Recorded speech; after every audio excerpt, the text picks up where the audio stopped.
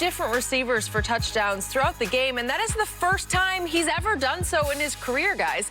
Brady also overcame an early pick six with 369 passing yards, and more importantly, the 38-31 win. So, Shannon, please give Mr. Tom Brady a letter grade for his performance. I gave him a B, Skip. I thought once they shored up the protection and made him feel comfortable in the pocket, he looked like the Tom Brady. He started getting the ball out. Skip, if you look at what he was doing now, he had 9 targets to Roe Jones. A lot of the stuff is starting to implement that he's getting back the thing feel that they asked Jameis to do last year. And so I thought once he got comfortable, he got settled in, he played well. So I gave him a B. But, Skip, this game turned. On one side, Skip, you know I love Anthony Lynn. I played with A. Lynn. We won Super Bowls together. But he has to do a better job of understanding situational football. Skip, you have a 24-7 lead. It's 47 seconds to go. You got a rookie quarterback. Go into the locker room. The Bucs have one timeout. Go into the locker room feeling good about what you accomplished in the first half. Take a knee. Go to the locker room. What does he do? Try to run some zone read. And Dominican Sue blows the play up. Fumbles the ball. They blew the play up. Yeah. It was their fault. No, but Sue didn't even get there. It was already blowing up before he got there. They missed the handoff. Just take the knee and go in.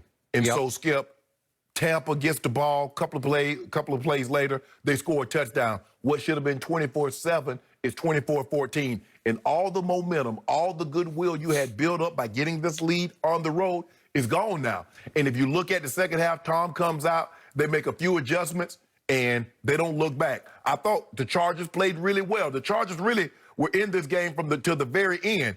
But you can't do that. Situational football, and so many coaches don't understand it. Skip, that is a rookie.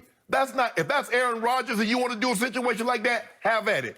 But in this situation, I do not believe A-Lynn, because this is how you know he was wrong. Because he got the ball further up with those still same 2 timeouts, and what did he do? He took a knee, which tells me you should have took a knee at the beginning. So give Tom his credit, give the Bucs their credit. I'm surprised the success that the Chargers had against this defense, considering he's a rookie. Todd Bowles liked to blitz. Rookies like to blitz anybody into oblivion.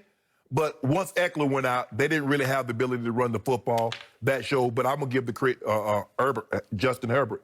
20 of 25, Skip, for 290 and 3 touchdowns. He played well. But I'm going to give Tom a B. Pick 6 again, Skip. He's still throwing that ball outside late and low, and it's going to the house the other way. Okay, my turn. The Tom Brady I saw yesterday was 43 going on 23. You say his arm strength has diminished. I don't see a hint or ounce of that. I still see the same arm I always saw. He never had a cannon to start with. No. But I'm going to remind you, he did complete passes yesterday of 48, 44, 28, and 29 yards. So it's not like he's dinking and dunking the whole game. And I'm going to give him an A- for the day, and the minus comes on, obviously, the pick 6. That's the second time he's thrown the same play, pick 6, both times targeting Justin Watson, who is a third-year receiver from the Ivy League, from Penn. No disrespect to the Ivy League, but he was a 5th-round pick. And I don't know why Tom keeps trying this play. It's the same twin out routes play where you pick one side or the other. I don't know what he's doing, but he's thrown both of them to Justin Watson. You know what Janoris Jenkins did to him week 1 at New Orleans. Same play. I don't know why he keeps pressing and pushing it to Justin Watson, but he does, and that cost him again. But, Skip, if you look at the DB, he read this formation. Skip, you can't throw that route if he's cluing. If he's off like that, you run that speed out, and you late, it's going to the house. They had run a pump and go to Mike Evans earlier in the game, but this isn't Mike Evans. Right. You don't have that kind of respect. You don't. No. They're not respecting him. All right. So what happened yesterday? Do you realize the Tampa Bay Buccaneers, or Succaneers, had lost 42 straight games in which they trailed by 17 or more points? That's because you had the GOAT yesterday. And the GOAT did something that he does the best. That's 34 times that he's come from 10 or more points down in his career. That's the NFL record in that statistical category. by far. 34 times he's pulled that off. So they are down 24-7. They did get a gift touchdown to make it 24-14, and then here he came. And if we could just see what he did to little Scotty Miller, who I kept pumping through the whole offseason, I said, this is the new Amendola Edelman. And if we could see, he threw 2 passes. This is the go-ahead touchdown. The first one this is the bomb to Scotty Miller. That'll work. That was a pretty good throw. And then he comes right back the next play action, zip over the middle, little Scotty Miller touchdown. He can fly. He's small. He's 170 pounds. Can he last? Can he stand up to the punishment he's going to have to take? Well, they're not going to use. They don't use him like Edelman, Skip. They don't run him. They put him down the field. They split him out and let him run. Yeah. Okay. Yeah. Okay. So the point is, they lost O.J. Howard yesterday to. God bless him. I'm going to knock on wood for him. He tore his Achilles. I don't know why it happens. I can't explain it. I don't think anybody can explain that. But once it happens, you're just gone for a long time. Yes. Maybe more than a year, as we saw with Kevin Durant. And then Chris Godwin continues to have what may be a hamstring tear, and I have no idea what his ETA is. Right. Because it sounds bad. And then Mike Evans turned, I thought it was his knee first, but he hurt, I guess they said it was his ankle, and it was in the first quarter, and he didn't come back until later in the third quarter. So they didn't have him for a long stretch of this game. And they still hung on and kept battling back because Brady is still Brady to me. And again, he got them to 3-1. Now they go to Chicago. They'll be favored by, I guess, 5-6 points on Thursday night at Chicago. Nick Foles, after his miracle that he made the first time, he wasn't miraculous yesterday. I told you, because now you have expectations of Nick Foles, and it's easy to come off the bench. But, Skip, if you look at the play he threw to Scotty Miller, they went max protection.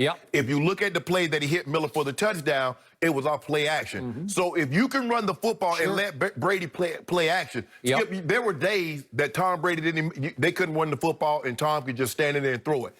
Those days are over. If you need to max protect him, because early on the Chargers were getting to him. They roughed him up. They knocked him down especially the first half. Especially the first half. On one blitz, a blitzer got him right in the breadbasket. Yes, you know, he got rid of the ball, but they brought a double blitz.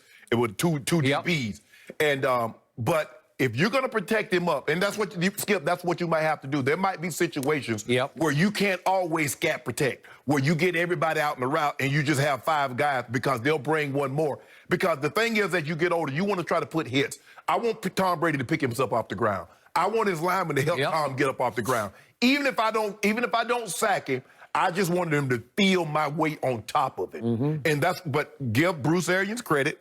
They locked it up. They did a better job of protecting him. He got the ball out, and he made some plays.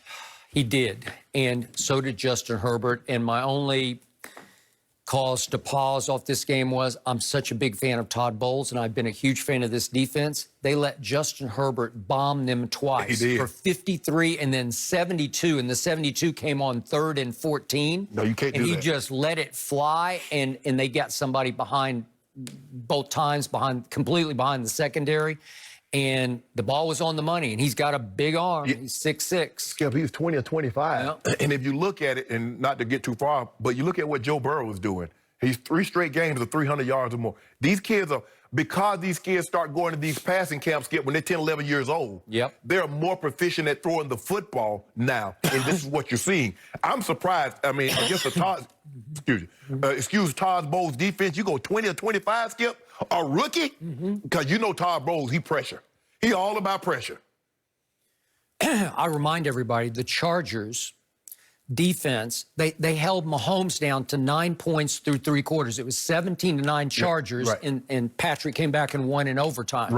So this was a legit test, even though it was at Tampa. Well, I think the thing is, Skip, now they're missing Melvin Ingram. And so now Joey Bosa gets all the attention. Melvin Ingram has gone to Pro Bowls. And so when you got those 2 guys, and that's what they had the first game, is that Melvin Ingram and Joey Bosa was causing a whole lot of conflict in the backfield for Patrick Mahomes. Now that Ingram is not there, Bosa gets all the attention. We're going to slide the protection. We're just going to make sure we neutralize you because we don't feel you have anybody else that can dominate a game. So it's going to be very interesting seeing what they do going forward. But I still believe that had they run, I would like to see the outcome of the ball game, Skip, if they don't get that gift touchdown right before the half and start to feel good about themselves going in at half. So I got to give my school one quick shout out because I told you right after the draft that Tampa Bay stole little Keyshawn Vaughn in the 3rd round. He can play. He caught the game-winning touchdown pass yesterday. He was a COVID victim, so to speak. You know, like he was gone for a while because he was a COVID on the COVID list. And he can run. He's got quickness. He's got burst, and he's got stature. And Brady is trusting him. He could be the James White. Well, that's the thing, Skip. They got a bunch of guys that can catch the ball. Because if you play running back with Tom Brady, you got to be able to catch. It's the